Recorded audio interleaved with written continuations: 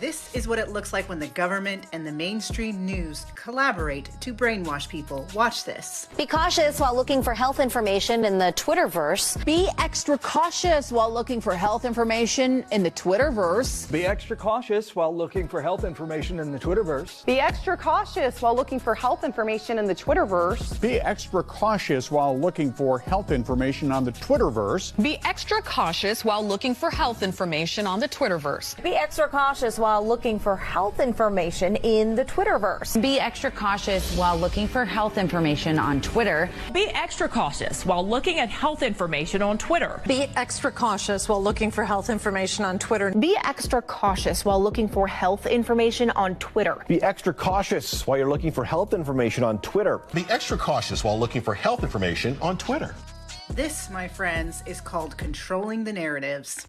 On another note, I think more lives will be saved now that they've dropped this misinformation policy. Oh wow, another day, another organized, controlled narrative by the corporate press that's really a psyop. Welcome back, beautiful and amazing human beings. My name's Zukradowski here of WeAreChange.org, and we got a lot of absolutely crazy news and information to get into today, as of course domestically, there's a lot of people calling each other insurrectionists. Kevin McCarthy, Donald Trump is pissed. Elon Musk is even getting involved in this larger race. All of this as the situation in Ukraine just gets more crazier by the day, as of course the situation there has worsened. Is there a possibility for peace talks? Well, we're going to be talking about that, plus a lot more, all on this independent media broadcast. If you like the shirt that I'm wearing right now, you could get it on thebestpoliticalshirts.com. And the clip that we played in the beginning of this broadcast looks like it was originally made by Breitbart and then put together by this young lady, originally shared by 5 times August on Twitter. And I think we're just going to try to credit as many people as we can here, as best as we can, down in the description below. As of course, this compilation is worth noting when it comes to detailing the larger organized narratives and propaganda efforts that are happening behind the scenes that usually people miss. When the corporate media reads from the same script, they're usually reading a larger agenda that screws you over, written by whom? Well, that's a question that I think a lot of people should be asking themselves. All of this is not so long ago. The corporate media was telling us that the economy was doing better than ever. It was in a recovery.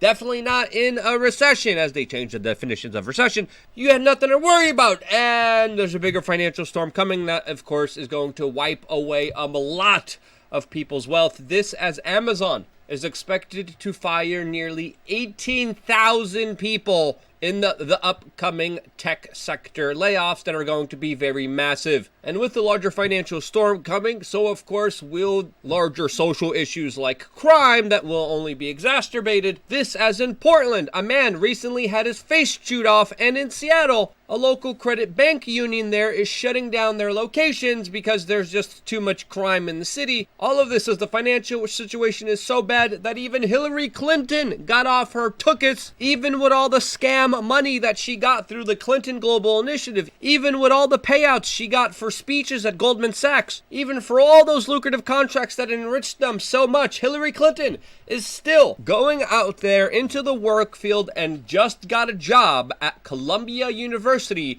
which she will be a professor at. I wonder if she's going to be teaching the criminality course at that local university. This as even former disgraced Congress member Adam Kinzinger got off his butt and decided to get a job at CNN. This from a network that is failing because they were too radical and anti-Trump that just signed a major anti-Trumper to their network.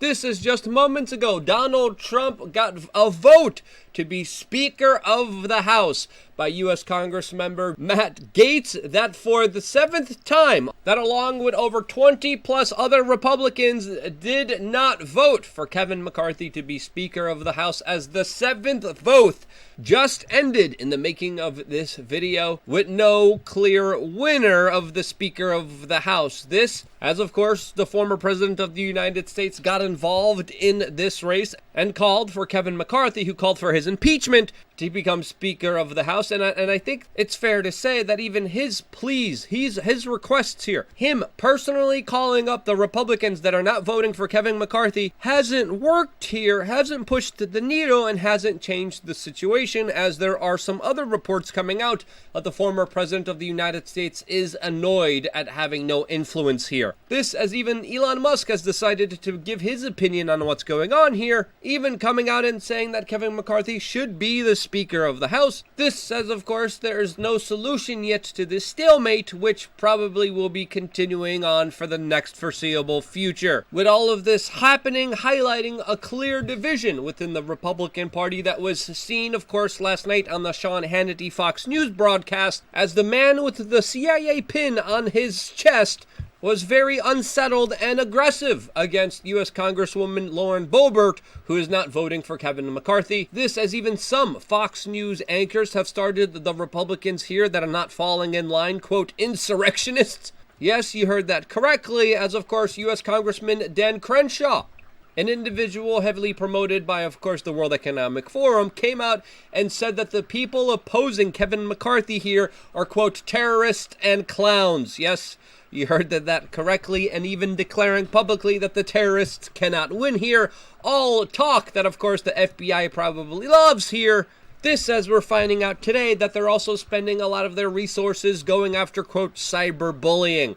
Yeah, out of all the crazy things happening in our society, out of all the horrible people, the gangs, the cartels, the predators, the people hurting small children, I'm so happy to know that my tax dollars are going to, of course, the FBI tracking people who bully others online. Like a crazy situation. Lots more to talk about that, plus all the other things that I can't say that we will be talking about on LukeUncensored.com, where today we will be doing our AMA. If you haven't participated in this yet, it is still not too late. It will be ongoing. We will be talking about this, plus a lot more, as I will be taking your personal questions. Feel free to ask me what you want. I will answer them in a video format. There's a lot of people. There's a lot of members. And if you are a member, make sure to log in and to ask your question right now, and I will personally be going through it. There's also a new t-shirt launch that we just released this week as well. And in 2023, we're going to be spending a lot of our time. I'm going to be putting in my blood, sweat, and tears into creating one of the best members area on the internet, as I will be spending a lot of time there. And I personally look very much forward to working with you guys one-on-one more exclusively through, of course, LukeUncensored.com. See you there right after this broadcast. Now, also, a lot of people might have forgotten this, but there's the full-on frontal war happening right now in Ukraine that represents the larger proxy forces involved in it, and that, of course, is the East and the West.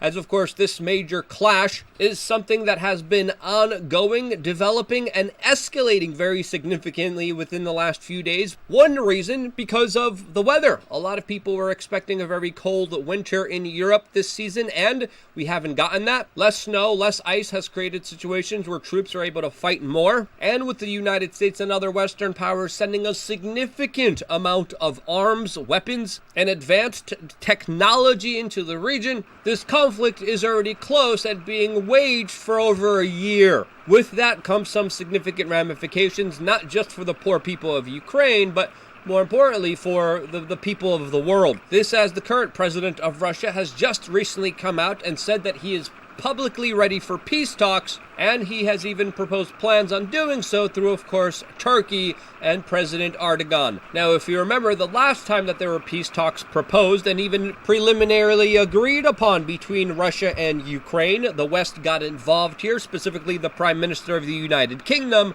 that personally flew to Ukraine and then convinced them not to be at the table. And since then, the war has only escalated, costing countless numbers of innocent lives, the destruction of an entire country, and the destabilization of an entire region. This, as today we're also finding out that Vladimir Putin is calling for a ceasefire inside of Ukraine between January 6th and January 8th in order to celebrate the Orthodox Christian holiday, which of course would stop a lot of the killing that has been going on in that region. This, as other Western governments and military analysts are saying, that this is him looking for quote, oxygen. Now, will Ukraine agree to this ceasefire? Will there be a stopping of this conflict even momentarily? If so, I think that's a sign for good things to come ahead. And hopefully, if cooler heads agree here, there will be a ceasing of this conflict, which could potentially ease and create a bigger possibility of peace talks here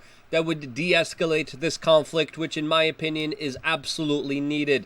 Now, the ball is in, of course, Ukraine's court, as, of course, Zelensky's advisor just dismissed this call for a ceasefire. All of this as we are getting a lot of reports of alleged Russian advancement in the Ukrainian city of Bakhmut, a place that has seen the majority of the fighting inside of that country. This as we're hearing about multiple casualties on both sides and more divisions of troops being moved specifically into that region. This as the Ukrainians have sent a lot of troops there as the Russians keep moving in more and more military hardware into the region, and specifically relying on a private military contractor, the Wagner Group, for this major key offensive, which is going to be essentially the biggest battle for Ukraine. It has already in many senses have become that, and this is why a lot of people say whoever wins Bakhmut wins all of Ukraine, and I think there's a big possibility for this to, of course, be true.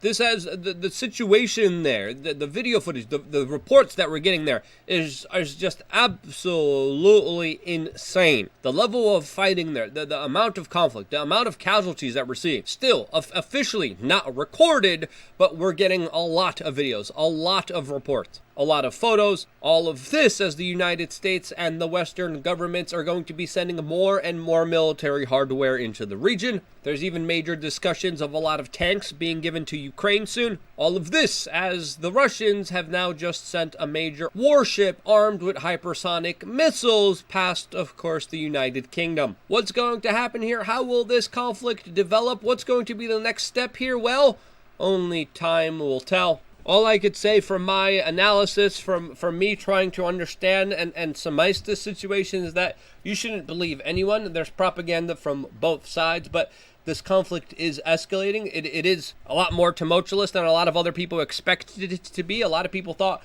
hey, it's going to be cold. There's not going to be a lot of fighting. There's been a lot of fighting. And as of right now, the preliminary reports that I'm looking at, it looks like the Russians are having some kind of small victories, even though it largely seems like a big stalemate that is still unfolding in that country.